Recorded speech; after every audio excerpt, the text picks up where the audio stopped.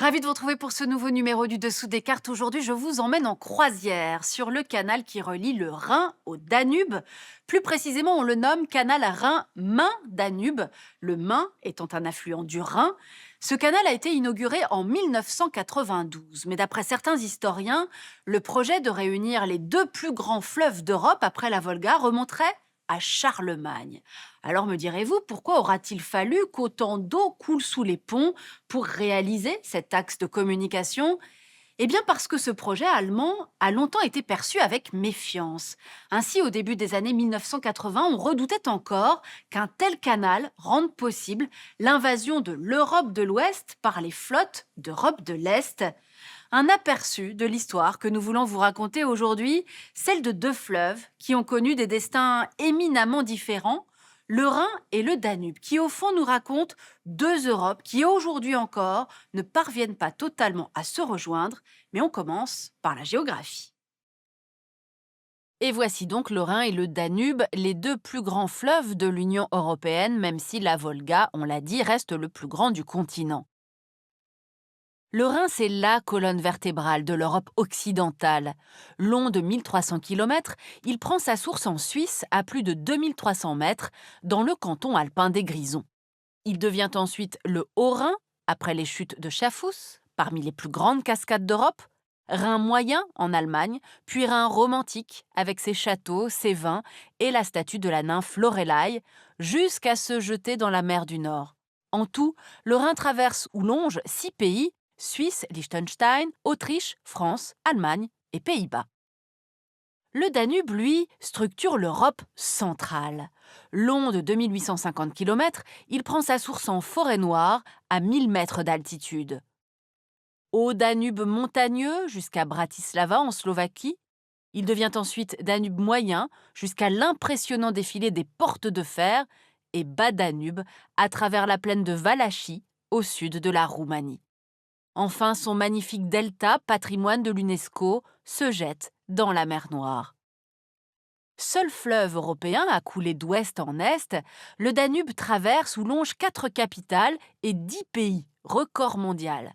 Allemagne, Autriche, Slovaquie, Hongrie, Croatie, Serbie, Bulgarie, Roumanie, Moldavie sur à peine 400 mètres et enfin Ukraine. À son embouchure, son débit est de 6500 mètres cubes par seconde, soit 3 fois plus que celui du Rhin. On voit donc bien la place centrale de ces deux fleuves puisque cumulés, leurs deux bassins occupent plus d'1 million de kilomètres carrés, presque un quart de la superficie de l'Union européenne. Celui du Danube, en particulier, 800 000 km², avec ses affluents alpins, des Carpates et des Balkans, relie 19 pays et 80 millions d'habitants. Le bassin rhénan, plus réduit, englobe un espace de plus de 50 millions d'habitants. Et pourtant, c'est le Rhin qui a connu l'essor le plus important via ces deux grands pays riverains, la France et l'Allemagne, et pour le comprendre, faisons un peu d'histoire. La place centrale des deux fleuves, on la constate déjà il y a 9000 ans, lorsque l'une des premières civilisations en Europe se constitue ici, dans la Serbie actuelle, autour d'un dieu du Danube, mi-humain, mi-poisson. Sous l'Empire romain, à partir de l'encens, ce que l'on appelle le limes rhénan, fortifié, marque une frontière cruciale entre la civilisation romaine et les barbares du Nord. Nombre de ces camps romains deviendront plus tard des villes célèbres comme Utrecht, Bonn, Mayence, Strasbourg. Les deux fleuves servent de frontières, mais jouent aussi un rôle commercial et religieux permettant la diffusion du christianisme. Certaines représentations culturelles germaniques les montrent même en couple parental, père Rhin et mère Danube. Mais après 1815, les deux fleuves vont connaître des destins différents. À l'ouest, le Congrès de Vienne abolit les droits de douane sur le Rhin via la toute première organisation internationale, la Commission centrale pour la navigation sur le Rhin. Cette libre circulation fluviale va favoriser la révolution industrielle en Lorraine, dans la Sarre ou dans la Ruhr. À l'est, au contraire, la circulation sur le Danube se complique, et ce malgré la création de la Commission européenne du Danube. Les rivalités entre grandes puissances se multiplient au XIXe siècle, puis le Danube est bloqué pendant la Seconde Guerre mondiale. Enfin, c'est bien sûr la guerre froide qui va porter le coup fatal à son unité. Dès 1949, le rideau de fer déchire le continent. Vienne et le Haut-Danube se retrouvent côté ouest, Bratislava est l'essentiel du fleuve côté soviétique. Le commerce danubien fournira désormais surtout du bois et des céréales à l'URSS ou du fer, du charbon et du pétrole à la sidérurgie hongroise. Tout autre destin pendant ce temps, les États du Rhin, eux, se lancent dans l'intégration européenne.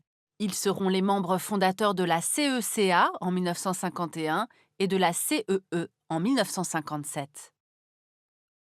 On l'aura compris, le Rhin et le Danube structurent bien l'espace européen, mais leur destin a été séparé par l'histoire, celle de la guerre froide, avec deux modèles distincts de développement.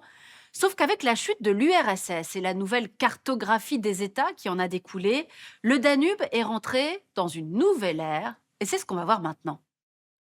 Après 1989, le Danube redevient navigable sur 85% de sa longueur. Et c'est surtout grâce à l'élargissement de l'Union européenne à l'Est en 2004 que son trafic de marchandises va être relancé, atteignant aujourd'hui 69 millions de tonnes, soit 10 de plus qu'à l'époque socialiste. Et pourtant, l'espace danubien peine toujours à s'unifier, comme en témoigne, regardez, des relations différentes à l'Europe. L'Allemagne, l'Autriche et la Slovaquie sont membres de l'Union, de la zone euro et de l'espace Schengen, mais la Hongrie, elle, n'a pas la monnaie commune. La Croatie, la Bulgarie et la Roumanie ne sont pas membres de Schengen, et la Serbie, la Moldavie et l'Ukraine attendent leur adhésion. Contrairement à ce Danube morcelé, le Rhin, lui, reste au cœur de l'arc de prospérité européen, du Grand Londres au nord de l'Italie. Résultat, entre Rotterdam, premier port européen, et Bâle, le Rhin navigable transporte 5 fois plus de marchandises que le Danube. Charbon, fer, produits agricoles et pétrochimiques, containers venus du monde entier. En tout, plus de 320 millions de tonnes par an, de quoi alimenter notamment la riche région Rhin-Ruhr du land de Rhénanie du Nord-Westphalie. C'est une région densément peuplée, plus de 10 millions d'habitants, avec de nombreuses villes, dont Düsseldorf, Dortmund et Cologne.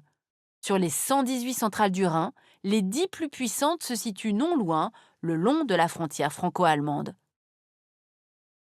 Le Rhin qui n'est plus seulement un axe européen. De plus en plus, il se mondialise, devenant un trait d'union entre l'Allemagne, première économie européenne, et la Chine, deuxième économie mondiale. Pour cela, regardons Duisbourg. Duisbourg est déjà le premier port fluvial au monde avec 21 bassins et 36 000 salariés. L'Allemagne et le géant chinois du transport maritime COSCO sont en train d'y terminer ensemble le plus grand terminal bateau-camion-train d'Europe qui pourra distribuer aux pays voisins jusqu'à 850 000 containers par an venus de Chine. Duisbourg est l'un des points d'arrivée des nouvelles routes de la soie chinoise.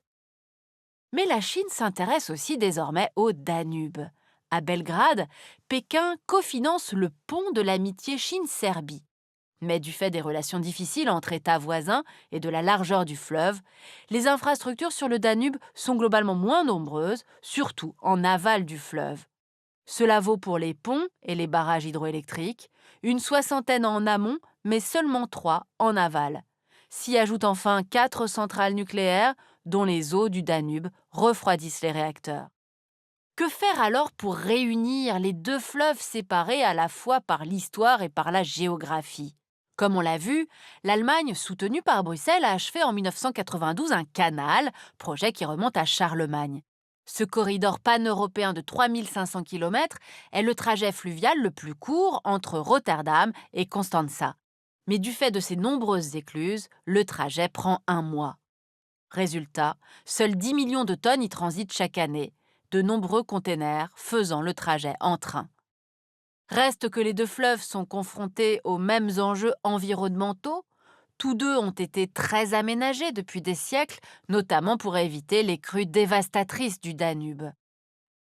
S'y ajoutent les pollutions industrielles et agricoles, plus quelques grandes catastrophes, comme l'incendie de l'usine Sandoz en 1986, le déversement d'eau cyanurée en Roumanie en 2000, de boues toxiques en Hongrie 10 ans plus tard. Mais ces catastrophes ont eu la vertu de provoquer une prise de conscience et depuis 20 ans, Population, États et ONG ont réussi à améliorer les eaux du Rhin, permettant même le retour timide du saumon. Enfin, il existe un projet qui vise à préserver les nombreuses zones humides menacées, et ce jusqu'au delta du Danube, l'une des plus importantes réserves de biosphère en Europe.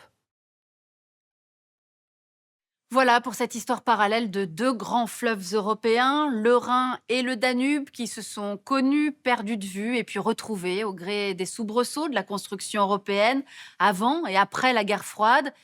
Et l'on peut faire le pari que ces deux fleuves auront tout intérêt demain à écrire de plus en plus leur avenir en commun, car d'un point de vue environnemental, le transport fluvial, pour le fret notamment, possède de nombreux avantages. L'empreinte carbone est bien moindre qu'en passant par des camions, jusqu'à 5 fois moins de CO2 pour une tonne transportée. Pour aller plus loin, cet ouvrage qui nous explique comment au XXIe siècle, les villes européennes redécouvrent leurs liens historiques avec les fleuves qui les traversent.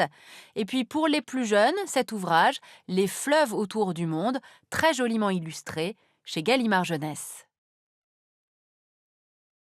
Ainsi s'achève ce nouveau numéro du Dessous des cartes. Rendez-vous bien sûr la semaine prochaine, même endroit, même heure. Et d'ici là, n'oubliez pas notre site internet arte.tv sur lequel vous retrouverez notamment nos leçons de géopolitique. À bientôt.